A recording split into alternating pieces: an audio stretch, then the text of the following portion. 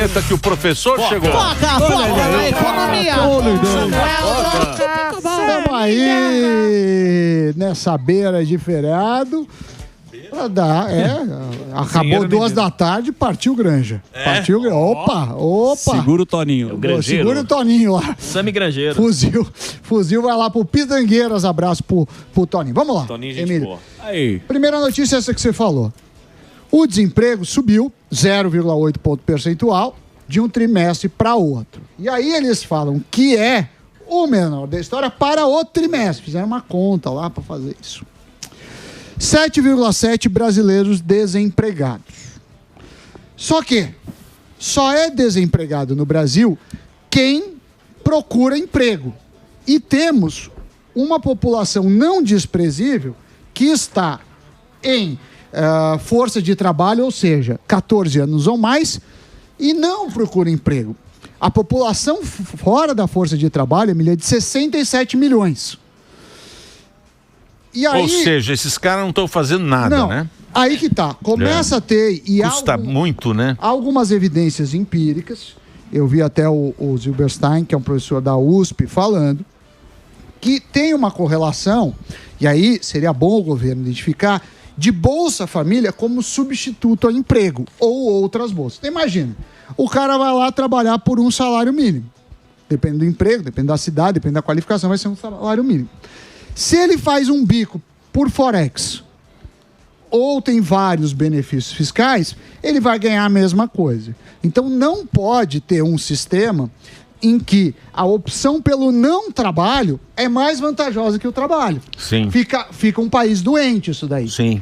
E vai passando de geração a geração. E pior, essas pessoas, no primeiro momento, elas optam por não ter trabalho, mas depois elas não são mais empregáveis. E aí, quando fica velho. E a gente vai pagando a conta. Você sabe que saiu uma matéria na Gazeta do Povo. O Gazeta do Povo é muito legal, às vezes a gente anuncia. É legal, também. é legal. É muito legal. É um jornal grande que você... colunista. E saiu uma matéria muito interessante, que é aquilo que a gente fala, né? O tempo vai passando, a gente não percebe. Por exemplo, a população brasileira, ela está envelhecendo de um jeito absurdo. Se não me engano, no ano 2000, era só 8% da população que era maior de 60 anos. Sim. No ano 2000. Certo. Agora, já estamos em 15%. Em 2000, você pretende viver em 2070? Eu pretendo. Pretendo. Você pretende viver? Não. Acho que... Em 2070, a população de velhos vai ser de 40%. Caramba. Então, o Brasil ele vai ser um país com muito velho e pobre. Então. Sim. É o que tem outro. Então, vai ser velho, pobre e socialista. Porque é a população que não está. Tem outra coisa. Veja essa matéria. Está na Gazeta do Povo. Se a gente pegar o PIB. É muito boa essa matéria. Mas muito o que é baixa natalidade, tá aí, a turma que não trabalha. Tá aí, ó. Brasil envelhece rápido e corre o risco de estagnação, inflação maior e rombo fiscal. Ou seja, desgraça. A desgraça. Mas não tem nem. Olha só, se a gente pegar as últimas décadas, a média do PIB brasileiro foi 2,1%. Ou seja, a economia cresceu 2,1%. Se produziu ano após ano, em média, 2,1% a mais. Porém, desses 2,1%, 1,9% foi boom demográfico. Ou seja, a gente gerou mais riqueza porque tinha mais gente na economia. Basicamente isso. Mais gente circulando dinheiro. Obviamente, um país, uma casa que tem 5 pessoas produz, às vezes, menos do que uma casa que tem 20 pessoas. Então, tinha mais gente. Só que esse boom acabou. Então, se a gente fosse ver só o que a gente melhorou de produtividade foi 0,2 aproximadamente. Então a gente é muito ruim disso. Em outros países, a curva de produtividade, que é quanto um trabalhador gera mais riqueza, subiu muito. Aqui a gente só subiu porque tinha mais gente. Então é uma preocupação. Força de trabalho. Força de trabalho. E não vai dar esse negócio de benefício social, eu não sou contra. Tem que ter benefício social. Mas você não pode ter a maior parte do país recebendo benefício, e vai chegar numa hora, porque as pessoas que vão estar lá não vão conseguir dar conta para pagar tudo. Saiu um outro dado que O Brasil foi o país que mais, o sexto país que mais exportou milionários para outros países. Porque vê que essa conversa de taxar Isso rico. é o pior, o cara começa a taxar, o cara vai embora. Mas, Sami, isso aí o mundo inteiro já tentou fazer e deu errado certo. e eles querem fazer aqui de novo. É, aqui no Brasil, tudo que deu errado no mundo, esses caras querem fazer. Agora tem o RG do cachorro. Do cachorro. Maravilhoso. Agora tem o cachorro aí, CPF de cachorro. Gostou, cachorro? É isso. Aí, não? O que você achou, cachorro? Que cachorro? E aí, professor, conta ele essa história. Aí que a gente precisa pensar numa política que seja sustentável. Eu acredito que a Bolsa, o benefício deveria ter alguma contraparte. Não é muito confortável uma pessoa receber um auxílio e não estar trabalhando e não estar estudando. É meio... Porque qual que é o futuro dessa pessoa? Então, a questão não é deixar a pessoa morrendo de fome, mas você precisa dar um caminho. A gente tá enchendo o bolo. Mudando de assunto, mas uma pesquisa também muito interessante, falou que em 2024, 23 milhões de brasileiros apostaram. Destes, 47% estão endividados e 10% em vício. A pesquisa foi conduzida pela Ambima e saiu com o nome de Raio-X do Investidor Brasileiro, em parceria com o Datafolha. Esses 23 milhões têm mais de 16 anos e representa 15% dessa população mais de 16 anos. Olha o problema. 47% endividado e 16% acredita que a aposta é um investimento. O cara acha que está fazendo um investimento. Ele não vê que é um negócio que vai perder dinheiro.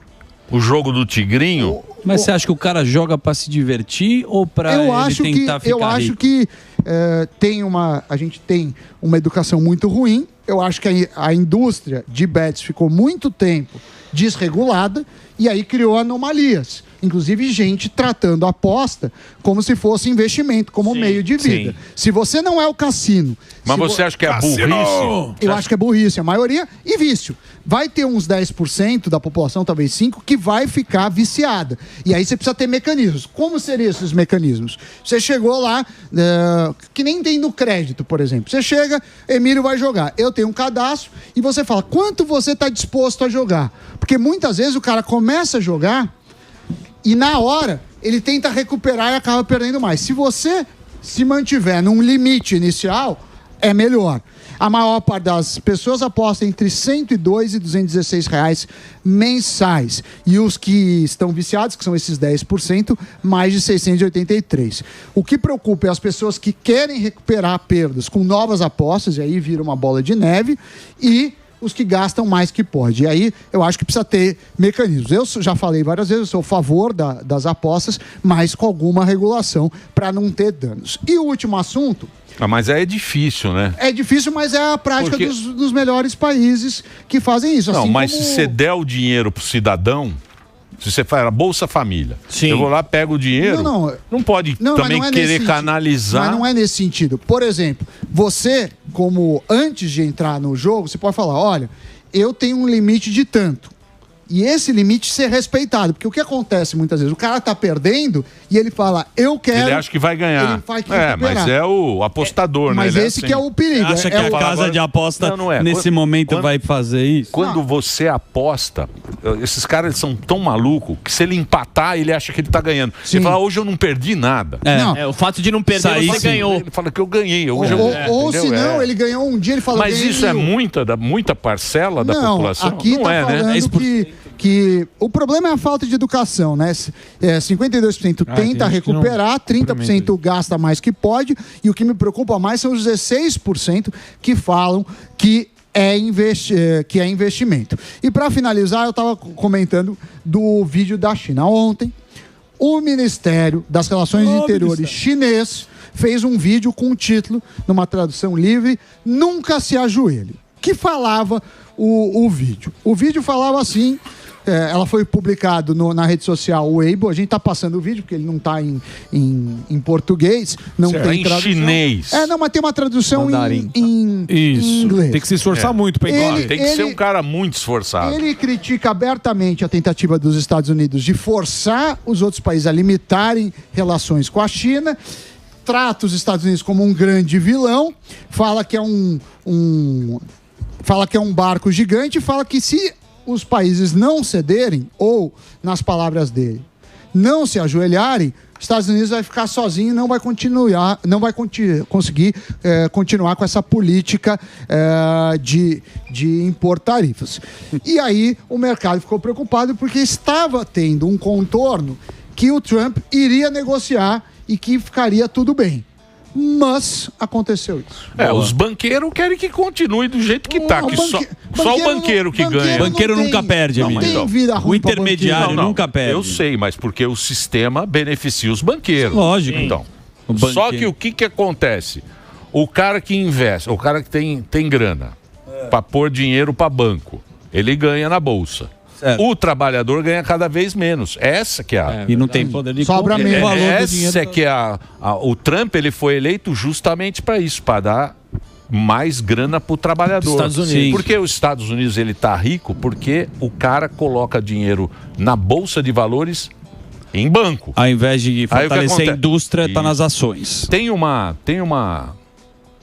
negócio bom. Posso passar ou não? Do Paulo Guedes? Pauleta? O Paulo Guedes, ele dá uma... É que tem 8 minutos. Mas a gente... Vocês querem ver? Um trechinho, hora que a gente... Tem gostaria de ver. Eu vi o negócio do Paulo Guedes, ele explica direitinho eu quero ver. O que está acontecendo, essa mudança. Paulo Guedes é um cara...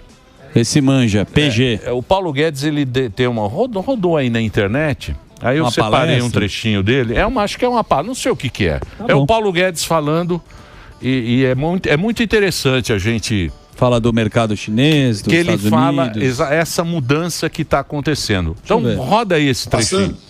Eles soltam uma bomba, afunda a supertransportadora, dão 3 bilhões de dólares de prejuízo, quebram a companhia de seguro em Londres. Esse é o mundo para onde nós estamos indo agora. E aí vocês começam a entender o que está acontecendo. Enquanto casa que tem pão, que não tem pão, todo mundo briga e ninguém tem razão. Enquanto o mundo estava subindo, o mundo está celebrando, festejando. Só nós é que estamos na bagunça aqui, na clínica de recuperação. O mundo está crescendo. A história do mundo é uma história de crescimento de 80, 90 anos.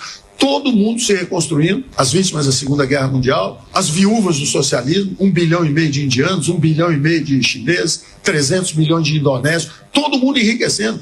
Visita o Vietnã, visita o Afeganistão. Os caras estão achando petróleo, Azerbaijão, Uzbequistão.